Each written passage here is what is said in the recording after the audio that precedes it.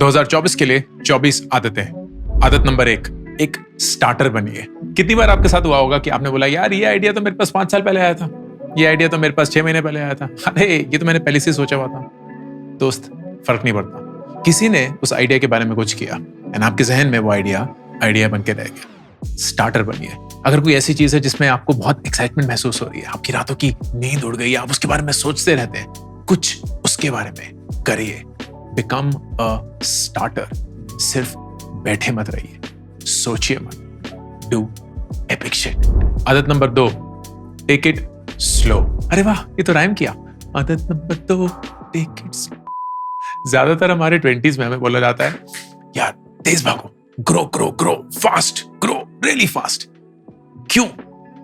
क्योंकि हम अगर बहुत तेज भागने की कोशिश करेंगे हम बहुत गलतियां करेंगे। अगर हम बहुत गलतियां करेंगे और फिर उससे भी ज्यादा तेज भागने की कोशिश करेंगे, हम और ज्यादा गलतियां करेंगे और उस गलती से उभर भी नहीं पाएंगे। गलतियां करना हमारे लिए सीखने के बराबर होना चाहिए, राइट? लेकिन अगर हम बहुत तेजी से भागते रहेंगे तो गलतियों से हम कभी सीख नहीं पाएंगे, सिर्फ ज्यादा से ज्यादा गलतियां ही करते रहेंगे। Take it slow. जिंदगी बीती नहीं जा रही है दोस्त। आपकी 20s में जितनी जिंदगी बीत चुकी है उससे कई ज्यादा जिंदगी आगे बची हुई है।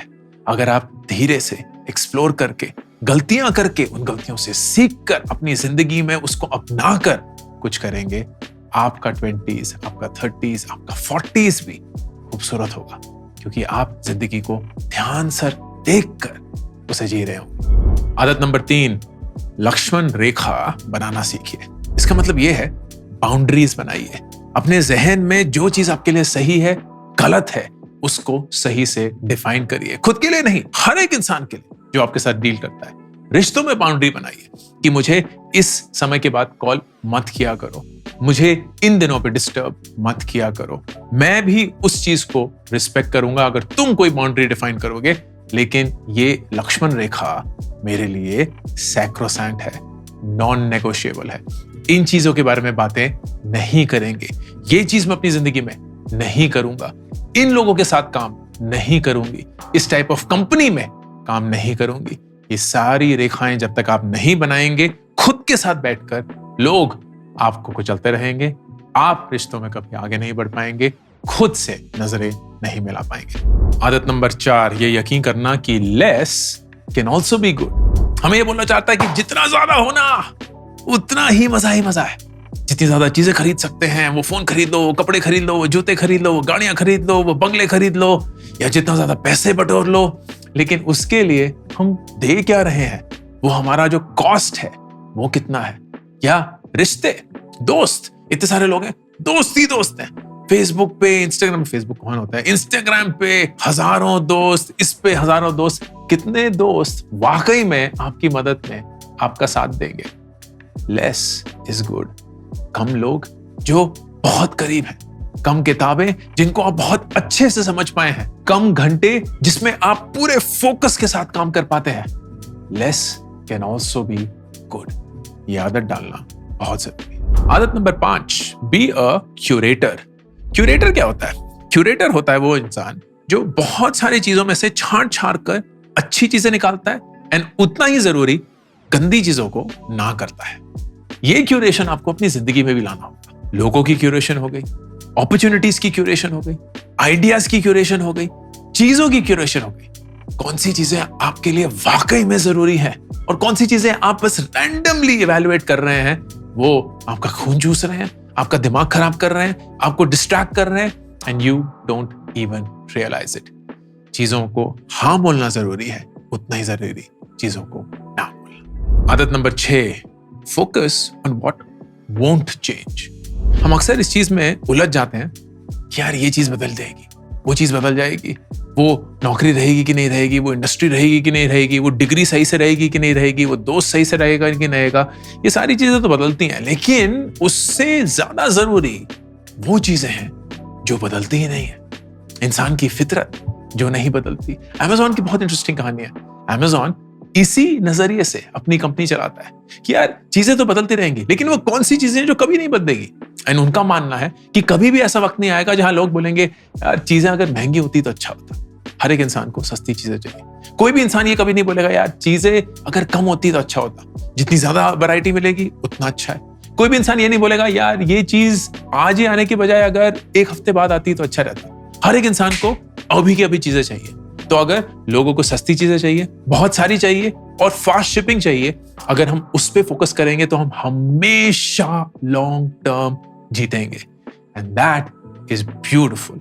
यही चीज अगर आप अपनी जिंदगी में भी लागू कर पाए कि ऐसी कौन सी चीज है जो मेरे लिए कभी नहीं बदलेगी, ऐसी कौन सी चीज है तो मेरी दुनिया में कभी नहीं बदलेगी, और अगर मैं उस पर फोकस करूं आई विल विन। आदत नंबर 7, क्विट कब करना है ये पूछना।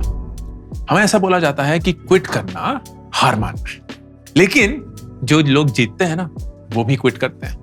वो क्विट करते हैं तब जब उन्हें पता होता है कि उनकी मेहनत रंग नहीं ला रही। वो क्विट तब करते हैं जब उन्हें पता है कि उनका सही पैसा एक गलत आइडिया के पीछे जा रहा है। वो क्विट कब करते हैं जब उन्हें ये पता होता है कि उनका सही वक्त एक गलत प्रोजेक्ट की तरफ जा रहा है। They know when to cut their losses. इतने सारे लोग हैं जो मुझे आए दिन बोलते हैं कि हम 3-4 से 4 साल से 5 साल से इस चीज को कर रहे हैं, अब कैसे छोड़ देंगे। एंड मैं बोलता हूं दोस्त, अगर काम नहीं कर रहा तभी तो छोड़ना है, क्योंकि आप जितना वक्त ये सोचने में लगा देंगे कि यार इतना वक्त लगा दिया है अब कैसे छोड़ देंगे, उतना ही वक्त और इस पे आप जाया करेंगे। अपनी जिंदगी को फिर से शुरू करिए। जो वक्त बीत चुका है वो वापस नहीं आएगा दोस्त। Be a quitter when it comes to things that are not working out for you. आदत नंबर 8, ये भ्रम अपने दिमाग से निकाल देना कि ओवरनाइट सक्सेस कोई चीज होती है। मैंने अपना पहला सोशल मीडिया पोस्ट पता कब शुरू किया था? 2005 में। 18 साल हो चुके हैं। पहला लिंक्डइन पोस्ट 2013 में। 10 साल हो चुके हैं। पहला यूट्यूब वीडियो 2017 में। 7 साल हो चुके हैं। ऐसा लगता है ना कि रातों रात ये सारा फॉलोअर 10 मिलियन वो सब हो चुका है। बहुत सालों से लगे हुए हैं, बहुत सालों की मेहनत है। एंड ये आपके साथ भी होगा, ये आपके लिए भी और हर एक इंसान के लिए सच है।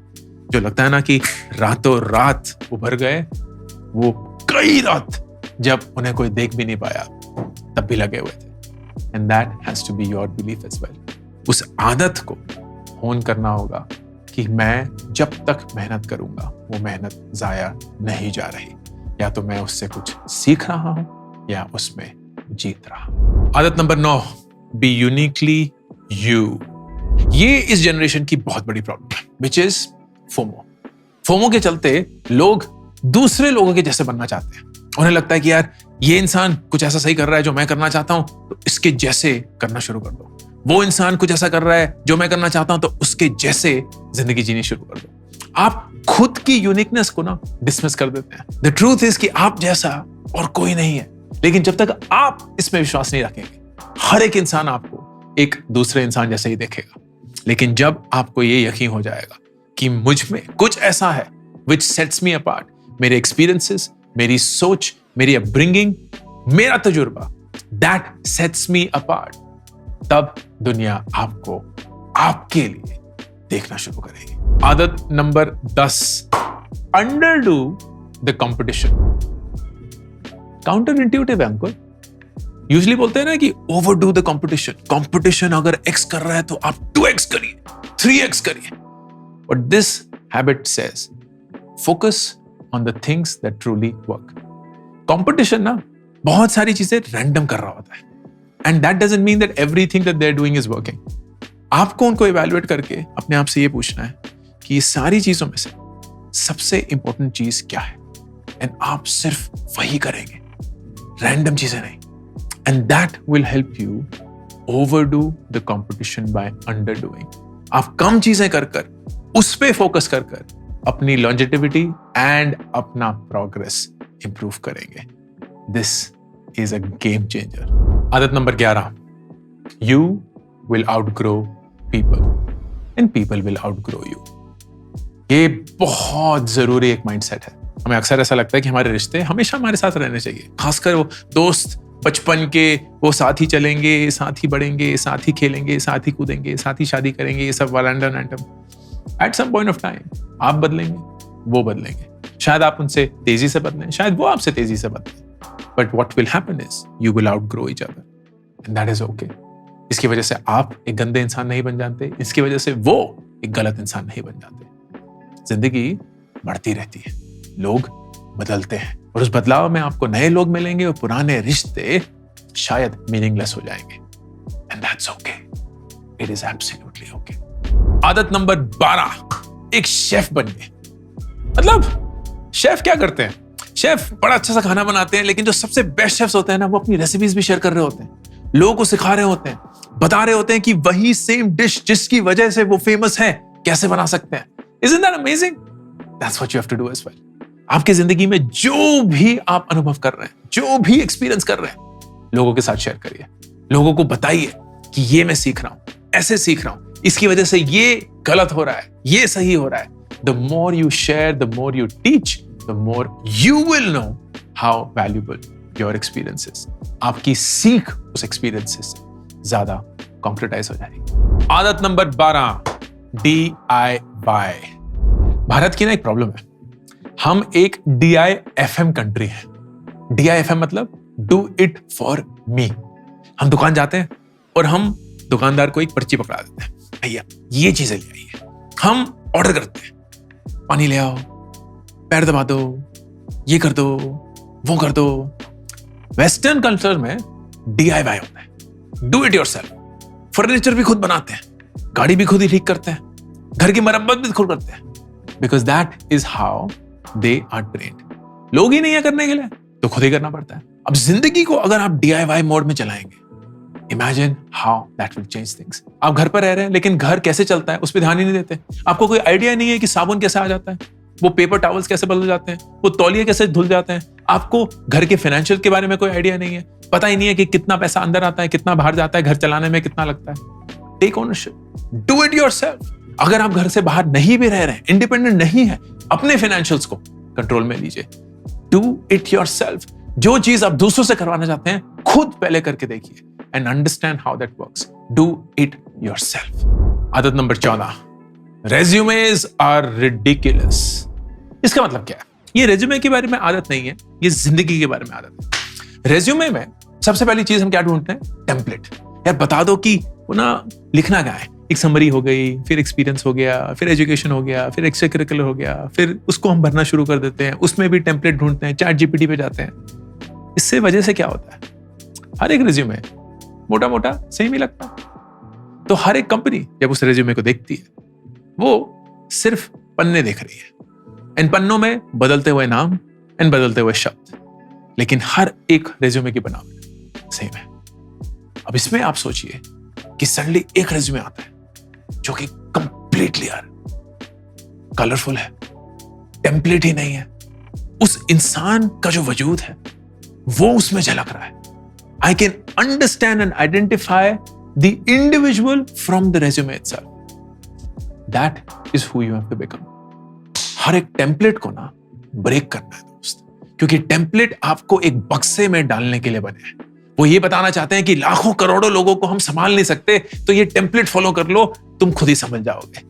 लेकिन अगर आप अपनी ही एक लाइन बनाएंगे, अपना ही एक टेम्पलेट बनाएंगे, बल्कि टेम्पलेट तोड़कर एक रेबल बनेंगे, that is when you will get noticed. क्योंकि अगर आप वो करते हैं जो दुनिया आपसे एक्सपेक्ट नहीं करती है, तभी दुनिया आपको देखना शुरू करती है। आदत number 12, self starters as friends. वो दोस्त चुनिए जो खुद लीड करते हैं, खुद डिसिप्लिन है, खुद इनिशिएटिव लेते हैं।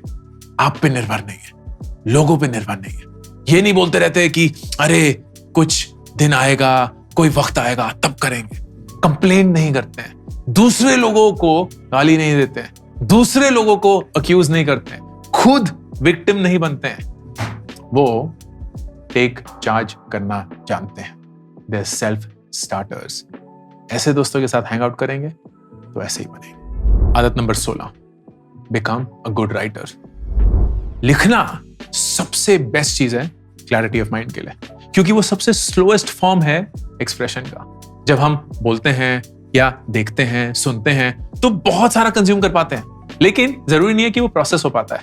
लेकिन जब हम लिखते हैं ना, तो हमारे दिमाग के जो सारे ख्याल हैं, उसमें से सबसे इंपॉर्टेंट ख्याल हम लिखते हैं, and that trains our mind कि इस पूरे केओस में से एक चीज सिलेक्ट कर उसको एक्सप्रेस कैसे किया जाता है, that is the training you need, that's the habit you need. रोज लिखिए, रोज लिखिए।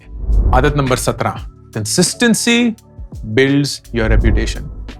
आप कपड़े पहनकर, पैसे दिखाकर, कुछ एक इवेंट को जीतकर अपनी आइडेंटिटी नहीं बनाते। वो स्टार्ट होता है, ऐड होता है, लेकिन आपकी वाकई में रेपुटेशन बनती है आपके कंसिस्टेंट बिहेवियर से। आप हर रोज क्या करते हैं, लोग आपको हर रोज क्या करते हुए देखते हैं, क्योंकि उससे उनका यकीन बनता है कि आप उस चीज को कर सकते हैं। तो अगर आप काम पे हर रोज पूरी लगन के साथ मेहनत करते हैं, people see you that way.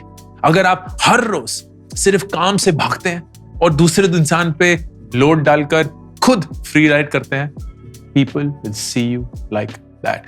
तो फर्क नहीं पड़ता कि अगर उस साल आपकी प्रमोशन हो गई, लोग बोलेंगे फ्लूक है, लोग बोलेंगे मैनेजर के तलवे चाटे हैं। They will never believe that you deserve it. Become consistent in your conduct, वो सबसे जरूरी है। आदत नंबर 18, गॉसिप इज टॉक्सिक। जब कभी भी आप किसी इंसान के बारे में उनके एब्सेंस में उनकी बुराई कर रहे हैं, आप उससे बड़े नहीं हो रहे। आप सिर्फ अपने आप को एक विश्वास दे रहे हैं कि यार ये इंसान इस हद तक गिर चुका है और इसके बारे में ऐसे बोलकर मैं उठ जाता हूं। पर असलियत यही है कि आप नहीं गिरे हुए। आपने शायद वो चीज नहीं करी जो उस इंसान ने करी है, लेकिन उसके बारे में बोलकर, एक ओपिनियन जताकर, आपने गॉसिप में एंगेज कर अपना रुतबा कम कर। बिकॉज वो इंसान जो आपको सुन रहा है अब ये जानता है कि आप किसी के सगे नहीं हैं, एंड वो इंसान आपके बारे में अब वही चीज कहीं और भी करेगा। That's the truth of life. आदत नंबर 19, 5 बजे घर जाइए। ये कैसी आदत है? ये आदत नारायण मूर्ति की सबसे डिसलाइक्ड आदत है। बेसिकली आदत बोलती है कि अपनी जिंदगी में जीने के लिए एक रूटीन बनाइए और उस रूटीन, उस टाइम टेबल, उस शेड्यूल का पालन करिए। जो भी आप रूटीन बनाएंगे, that is far more important कि आप क्या क्या चीजें करते हैं और कब करते हैं। बहुत लोगों को लगता है कि रूटीन बनाना मतलब सुबह जल्दी जल्दी उठ जाओ, 4 बजे, 5 बजे, 6 बजे और फिर 1000 चीजें करो ना। रूटीन का मतलब आप हर रोज सेम टाइम पर उठते हैं, हर रोज सेम टाइम पर सोते हैं, हर रोज सेम टाइम पे खाते हैं, हर रोज सेम टाइम पे वो सारी चीजें करते हैं जो आप अपने लिए, अपनी जिंदगी में करना चाहते हैं। तो 5 बजे घर चले जाओ का मतलब जो भी आपको उस समय पे करना हो वो आप करते हैं, because that's the commitment you make to yourself, और आप अपने साथ किए हुए वादे निभाना चाहते हैं। आदत नंबर 20, पहले कट पे रोना नहीं है। इसका मतलब क्या है?